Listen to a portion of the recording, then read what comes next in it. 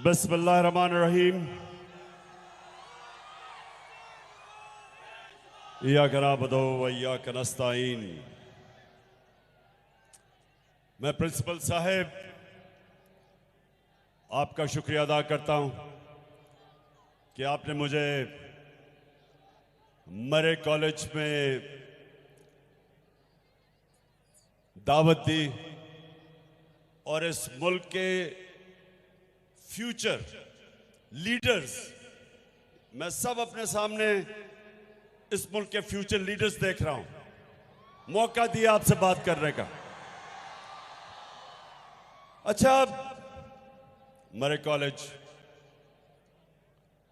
आराम से खामोशी से आपने मेरी बात सुनी।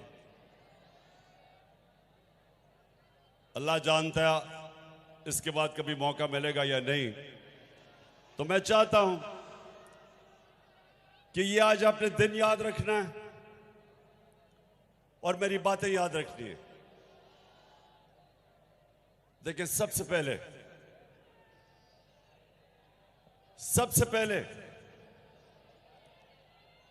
कि इंसानी माशरा जानवर और जानवरों के माशरे में सबसे बड़ा फर्क क्या होता है? क्या होता है? इंसाफ। जानवरों के माशरे में इंसाफ नहीं होता। ताकतवर का कानून चलता है। इंसाफ इंसानी माशरे में होता है, जिधर कानून ताकतवर और कमजोर को एक तरह देखता है। ये मेरी बात आपने सुननी है, क्योंकि आपको आज क्या वो एक वजह है कि हमारा मुल्क पीछे रह गया और दुनिया आगे निकल गई। मरे कॉलेज क्या वजह है? क्योंकि हमारे मुल्क में इंसाफ नहीं आया। ताकत की हुक्मरानी है। जो ताकतवर है वो अपने आप को कानून के ऊपर समझता है। डाका मारता है तो एनआरओ मिल जाता है, और सिर्फ छोटे चोर जेलों में जाते हैं, बड़े डाकू जेलों में नहीं जाते। सबसे बड़ा डाकू आपका वजीर आजम बन गया है।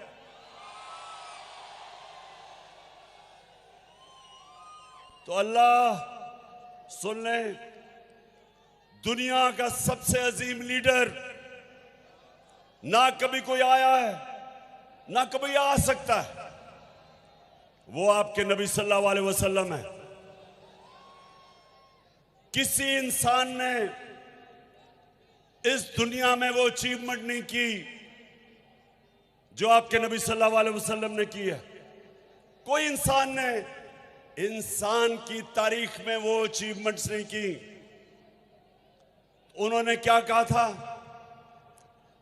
उन्होंने कहा था कि जो कौम छोटे चोरों को जेल में डालती है और बड़े डाकुओं को पकड़ नहीं सकती, वो तबाह हो जाती है। तो आज हमारा मुल्क उधर खड़ा हुआ है, और मैं जो आपके पास आया हूं, सबसे पहली मैं आपको चीज कहूंगा कि अपनी पढ़ाई के ऊपर आपकी सबसे ज्यादा तवज्जो होनी चाहिए। कौमें वो ऊपर जाती हैं जो अपने इंसानों के ऊपर तालीम पे पैसा खर्च करती है। और ये जो आपने यूनिवर्सिटी की बात की, इंशाअल्लाह मैं ये चीफ मिनिस्टर से बात करूंगा और आपको अगला स्टेटस बनवाने की कोशिश करूंगा यूनिवर्सिटी का। लेकिन ये आपने याद रखना कि जो जिंदा माशरा होता है, वो जब मुल्क के अंदर जुल्म और नाइंसाफी होती है, जिंदा माशरा इंसाफ के लिए खड़ा होता है। अल्लाह ने मुसलमानों को क्यों कहा जहाद करने का? जहाद क्या है? जहाद जुल्म और नाइंसाफी के सामने खड़ा होना। जानवर जुल्म और नाइंसाफी के सामने नहीं खड़े होते। आपने कभी देखा होगा नेशनल ज्योग्राफिक एनिमल प्लैनेट में कि जो अफ्रीका का सबसे ताकतवर जानवर समझा जाता है वो अफ्रीकन बफलो है, जो अफ्रीका की भैंस है। आप देखते होंगे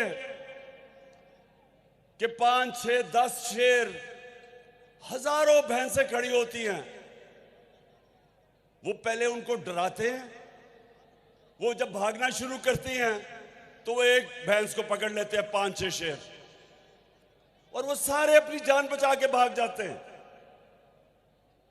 क्योंकि वो जानवर हैं। जानवर अपना सोचता है। इंसानी माशरे के अंदर इसलिए अल्लाह ने आपको कहा है कि जुल्म का मुकाबला करो, जुल्म के सामने सर ना झुकाओ। जो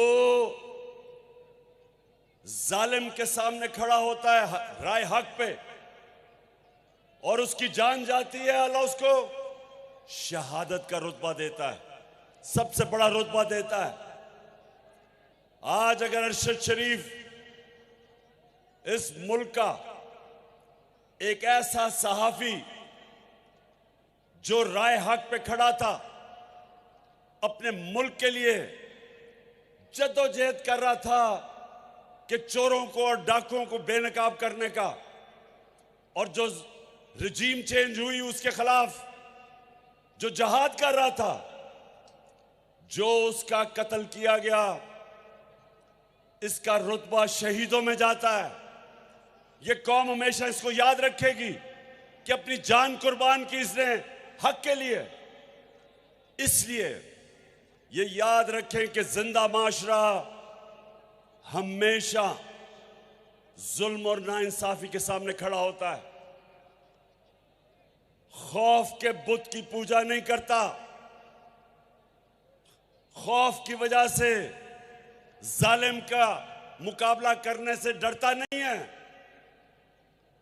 सबसे बड़ा सानिया मुसलमानों की तारीख में जब हजरत इमाम हुसैन की शहादत हुई तो कूफा के लोग सब जानते थे कि हजरत इमाम हुसैन राय हक पे खड़े हैं, लेकिन उन्होंने यजीद के खौफ की वजह से हजरत इमाम हुसैन की मदद नहीं की, और हमेशा के लिए वो पछताए कि इतना बड़ा जुल्म होने दिया उन्होंने। आज भी यही है। मैं जो आपके पास आया हूं सिर्फ एक चीज आपको बताने के लिए कि हमने ये जो चोर ऊपर हमारे अमेरिका ने मुसल्लत किए हुए हैं, मैं जब तक जिंदा हूं इनका चोरों का मुकाबला करूंगा, अपनी कौम को तैयार करूंगा कि कौम आज उधर खड़ी है। अगर इन चोरों की हुक्मरानी रह गई, अगर ये जुल्म और नाइंसाफी का निजाम रह गया, नबी सल्लल्लाहु अलैहि वसल्लम जो हमारे जिसकी हम उम्मत है, जो इस दुनिया की तारीख के सब से अजीम लीडर हैं, उन्होंने हमेशा हमेशा जालिम का मुकाबला किया। सारे अल्लाह के पैगंबरों ने जालिमों का मुकाबला किया। हजरत मूसा ने फिरौन का मुकाबला किया, हजरत इब्राहिम ने नमरूद का मुकाबला किया, हजरत ईसा ने रोमन इंपीरियलिज्म का मुकाबला किया, और जो यहूदी एलीट थी उसका मुकाबला किया। सब इंसाफ के लिए खड़े हुए। जितने अल्लाह के पैगंबर आए थे सब इंसाफ के लिए आए थे कि अल्लाह की जमीन पे इंसाफ कायम करना। तो आप फ्यूचर लीडर्स हो। लीडर बनता है जब वो इंसाफ के लिए स्टैंड लेता है, वो वो लोग जो जुल्म के सामने सर झुकाते हैं, उनमें और जानवरों में कोई फर्क नहीं होता। अमेरिका के अंदर जब सिविल राइट्स मूवमेंट शुरू हुई, जो अफ्रीकन अमेरिकन के ऊपर जो वो जुल्म करते थे, उनको इंसाफ नहीं देते थे, उनके सामने कौन खड़े हुए? यूनिवर्सिटी के स्टूडेंट्स, अमेरिका की यूनिवर्सिटी के स्टूडेंट्स निकले। जो वियतनाम वॉर हुई, उसके खिलाफ कौन खड़े हुए? यूनिवर्सिटी के स्टूडेंट्स, कॉलेजेस के स्टूडेंट्स खड़े हुए। हमेशा नौजवान एक माशरे के इंसाफ के लिए खड़े होते हैं। जब बरतानिया ने इराक के अंदर जंग में शिरकत की,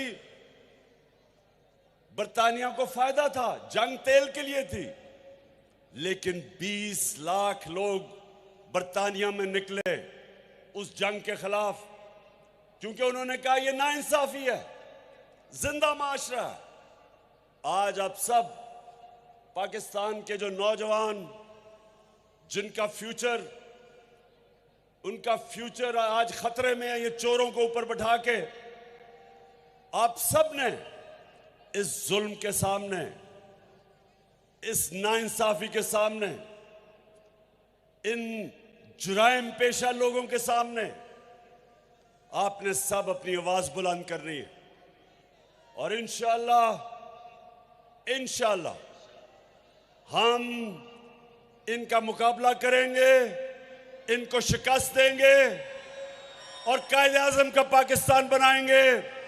और वो पाकिस्तान जो यहां से इलामा इकबाल, जो पिछले 500 साल में मुसलमानों का सबसे बड़ा ज़हन, बड़ा इंटेलेक्चुअल, हम इलामा इकबाल का जो ख्वाब था पाकिस्तान का, इंशाअल्लाह